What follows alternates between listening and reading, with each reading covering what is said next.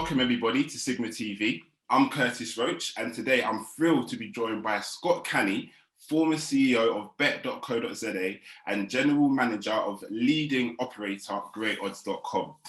We're going to be talking about a number of things in our conversation, including player conversion from offline to online, product innovation, and of course, responsible gambling. Scott, how are you doing today? You well? Yeah, very good, thanks. Very good. Comfortable at home, I guess. Fantastic. Now, I hope you don't mind. We haven't got much time today, so I'm just going to go straight into the questions, and we'll take it from there. Sure. Brilliant. Okay, so I mean, looking at South Africa and the dynamic of that market, it's quite a heavily retail market in general. So, when you look at the impact of the coronavirus and the pandemic, do you think it maybe was impacted more severe in this region? And how has that kind of changed people's opinions towards online gaming going forward, do you think? Yeah, look, I mean, I think it's accelerated a process that was kind of already underway, the natural progression of people moving from retail to online. I think a lot of the big retail operators, the big players here in South Africa, have been working really hard on it and doing great work, for a long time. So I think a lot of their customers were already accustomed to the online products that they offer. And I think there's definitely been a big migration of retail customers to online. South Africa is kind of strange, where it has always been dominated by retail. Unfortunately, a lot of people just don't have access to the required hardware and software to be able to bet online, and they don't have good enough internet connections. But there's also a big portion of the retail players who do have the means, but just preferred to bet in retail. So I think, those players, their hand has been forced and they've been moved online. And yeah, I mean, we'll have to wait and see. Obviously, we're still going through some pretty heavy restrictions here, but we'll have to see if that remains over COVID or after COVID. I'd be very surprised if it doesn't. Yes, I mean, now even during the COVID time, when it was in its full flow, shall we say, there was some changes on the regulatory side of things, and the reinterpretation of the Act towards fixed odds gaming was quite a big discussion point. Now, I just wonder, from your point of view, what impact do you think that had in regards to the products that were available on the market? And do you think that will encourage future innovation in regards to product offering going forward? Yeah. Well, look, I mean, it's a conversation that's been going on between bookmakers and regulators since well before COVID. My partner, Tyron Dobbin, was very much at the forefront of it, and Sporting Bet South Africa were the first guys to start offering what we call live games, some of the evolution gaming products that people are so familiar with. But I think COVID obviously, again, just accelerated the natural process that was already underway. I think bookmakers who didn't have the products realized that they had to move very quickly. The regulators as well, obviously, with some of their tax revenue drying up, and all the time and effort that they've put into the industry helping to grow bookmakers, they obviously were more open to approving products that perhaps before would have eventually got through. But it just would have taken longer. So, again, I think it's just accelerated the natural process. And yeah, as you say, it's really opened up the market here in South Africa for innovation.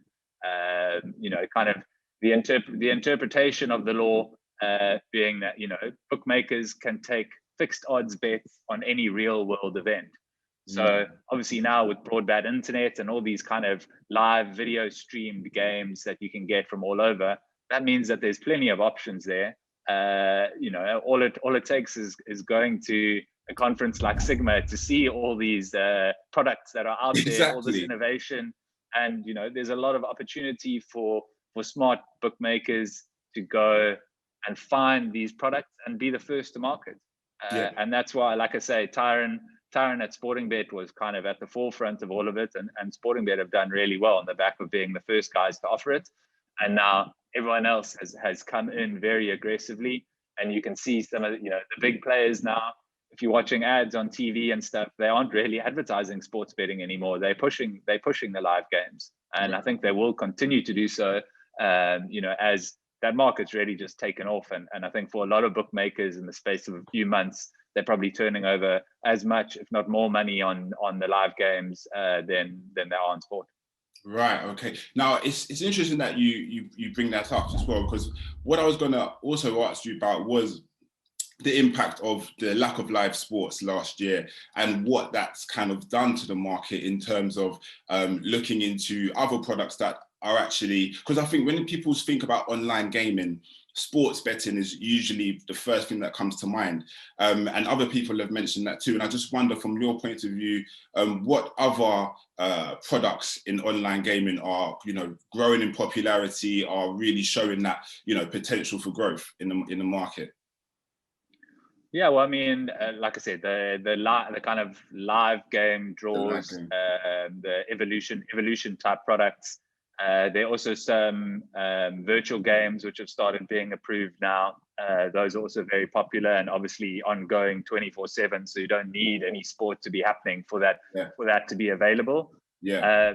What we saw as well, at Betcoza, at least, because we didn't have many of the other non-sports games at the time that COVID hit, was that there was interest in esports.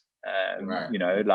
I think it's something that in South Africa we hadn't scratched the surface. No one had even really looked into it. And next thing, you were logging on to our sites in the morning or other operators' sites. Then on the sports side of the business, you were looking at a whole lot of streaming of guys playing FIFA against each other. And that proved to be quite popular.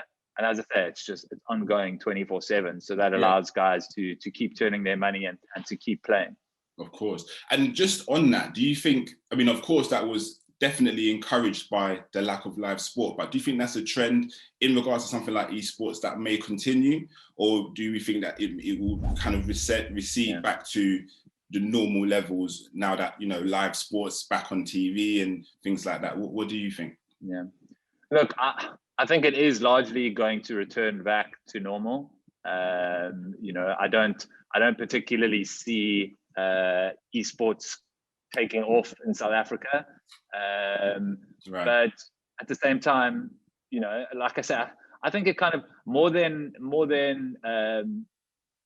taking away from sports, it's additional, and because it's ongoing all the time, it maybe fills a gap, So in between the football or tennis or basketball or rugby or whatever the guys are betting on, if they want to have a little punt and there's some esports going on, then maybe they'd have a flutter. Yeah. But I do think, in our market anyway, and again, it's very early in the days of esports. We'll have to wait and see what happens. But because our customer is essentially a sports customer, they're interested in FIFA or sports related games, but I don't think, there's particularly any interest in the actual big esports, the Dota and the likes of that. It's more like a replacement for sport not being around rather than people taking an interest in esports. Yeah. And talking of replacement and filling the gap, is live sports doing that for the land-based casinos that are shut down or that have limited access? Is online gaming providing that land-based experience online successfully, or does it have the potential to do more? Look, I think now that bookmakers are able to offer these live games and, the type of games that guys who are playing in the land-based casinos are used to, roulette, blackjack, poker type games, baccarat, all those things that people are familiar with, I think there definitely is a migration of players from land-based towards online. And I think you can see that by a lot of the land-based operators kind of getting behind bookmakers and investing and trying to grow their online presence. Right. Whether that remains after COVID, also, I guess we'll have to wait and see. Yeah. There's, no one can deny that there is something special about being in a land-based operation, dealing with cash. It's something that experience is hard for online to compete with. Yeah.